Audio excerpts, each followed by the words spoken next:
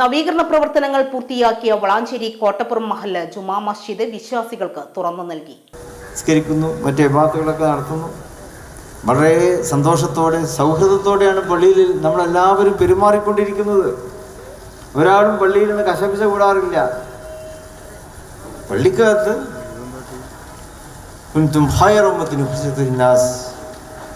എന്നതിൻ്റെ ആ ഒരു നേർ പകർപ്പായി പള്ളിക്കകത്ത് നമ്മളെല്ലാവരും പെരുമാറുകയാണ്. മഹല്ല് കളി പാണക്കാട് ചെയ്ത് സാദിഖലി ക്ഷേത്രങ്ങളാണ് കൊട്ടപ്പുറം മഹല്ല് ജുമാ മസ്ജിദ് വിശ്വാസികൾക്കായി തുറന്നു നൽകിയത്.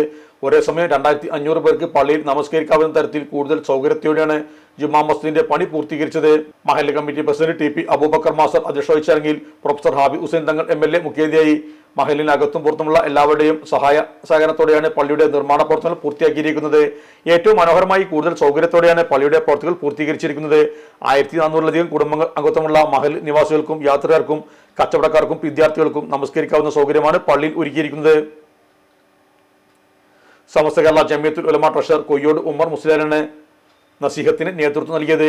ഓണംപള്ളി മുഹമ്മദ് ഫൈസി, മുനീർ ഹുദവി വിളയിൽ, ഖലീൽ ഹുദവി കാസർഗോഡ് എന്നിവർ മതപ്രഭാഷണങ്ങൾ നടത്തി. സാദാത്യങ്ങളും പണ്ഡിതന്മാരും മത സാമൂഹിക രാഷ്ട്രീയ രംഗത്തെ പ്രമുഖർ തുടങ്ങി നിരവധി പേരാണ് ചടങ്ങിൽ സംബന്ധിച്ചത്. നമ്മുടെ സംതൃപ്തിയേക്കാൾ വിലപ്പെട്ടതാണ് നമുക്ക് വേണ്ടപ്പെട്ടവരുടെ സന്തോഷം. പരിശുദ്ധമായവ ഹൃദയപൂർവ്വം സമ്മാനിക്കുമ്പോൾ നമ്മുടെ സന്തോഷവും ഇരട്ടിയാകും.